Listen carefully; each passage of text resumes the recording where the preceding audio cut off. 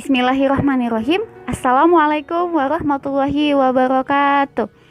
Alhamdulillahirrabbilalamin. Wassalatu wassalamu ala asrafil anbiya'il mursalin Sayyidina wa maulana Muhammadin wa ala alihi wassabihi wa tabi bi ihsani la yaumiddin amma ba'du.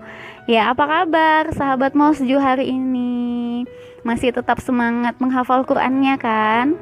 Ya, semoga dimanapun kita berada dan dalam keadaan seperti apapun kita, semoga rahmat dan rahim senantiasa tercurah kepada kita.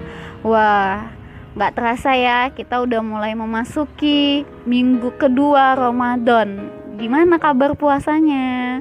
Ya, walaupun Ramadan kali ini itu agak sedikit berbeda dari sisi kemeriahannya daripada tahun-tahun yang lalu. Situasi pandemi pada saat ini mengharuskan kita untuk tetap berada di rumah aja. Tetapi walaupun begitu, keberkahan Ramadan insya Allah itu masih tetap sama seperti mana bulan-bulan yang lalu. Keutamaan serta keistimewaan Ramadan itu tetaplah sama seperti mana yang Allah katakan di dalam ayat Quran, dan kemudian seperti mana yang disabdakan oleh Rasulullah bahwa bulan Ramadan itu adalah bulan yang mulia. Bulan Ramadan itu adalah bulan yang penuh dengan keberkahan. Bulan Ramadan itu adalah bulan yang istimewa daripada 11 bulan yang lainnya. Ya, Allah pernah berfirman di dalam surat Al-Baqarah ayat 183 yang artinya, hai orang-orang yang beriman, diwajibkan atas kamu berpuasa sebagaimana diwajibkan atas orang-orang sebelum kamu, agar kamu menjadi orang-orang yang bertakwa.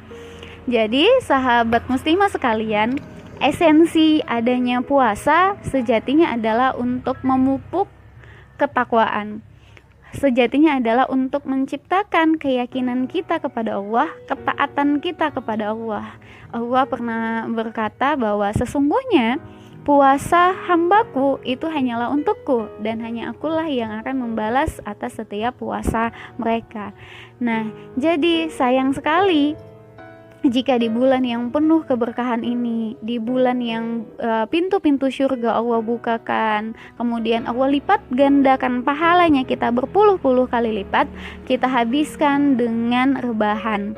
Sayang sekali ketika selesai Ramadan, kita masih tetap sama seperti mana sebelum adanya Ramadan, karena esensi adanya Ramadan adalah untuk mewujudkan keyakinan, keimanan kita kepada Allah.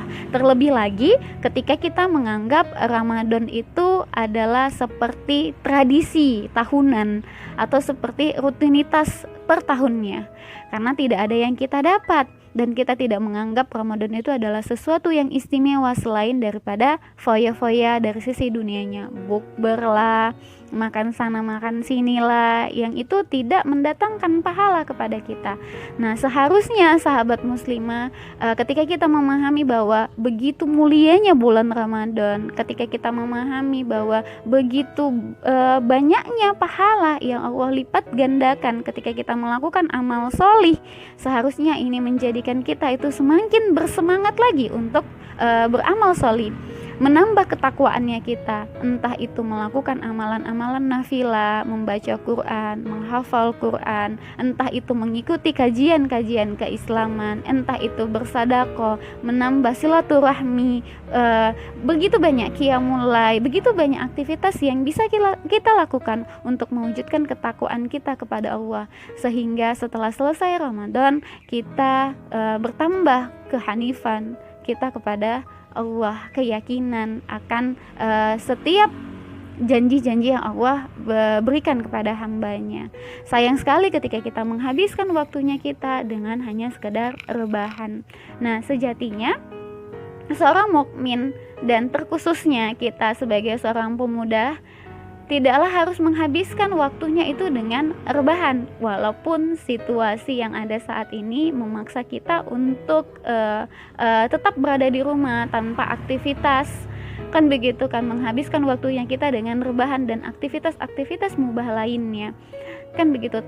Dulunya kita bisa melihat bercermin dari para sahabat dulunya seperti Salahuddin Al-Ayyubi, Muhammad Al-Fatih, dan begitu banyak lagi, di mana mereka kebanyakan itu adalah para pemuda. Mereka tidak pernah menghabiskan waktu mereka, masa muda mereka itu dengan rebahan tanpa perubahan, tapi justru mereka menghabiskan waktu mereka itu dengan menimba ilmu, beramal sholih, menambah ketakwaan mereka kepada Allah, membuat strategi-strategi penaklukan. Dan itu bisa kita lihat bagaimana Muhammad Al-Fatih menaklukkan kota Konstantinopel yang dulunya menjadi adik kuasa pada masanya. Kan begitu, menyujudkan bisyara Rasulullah. Dia tidak pernah menghabiskan malam dan siangnya selain daripada mewujudkan ketakwaan, keyakinannya kepada Allah, dan membuat uslub-uslub menambah sakofah Islamnya. Dan begitu juga banyak peperangan, penaklukan yang dilakukan oleh kaum muslim itu di bulan Ramadan. Salah satunya adalah perang Badar, kemenangan yang diperoleh kaum mukmin di perang pertama kaum mukmin itu di bulan Ramadan dengan penuh kekhusyukan puasa.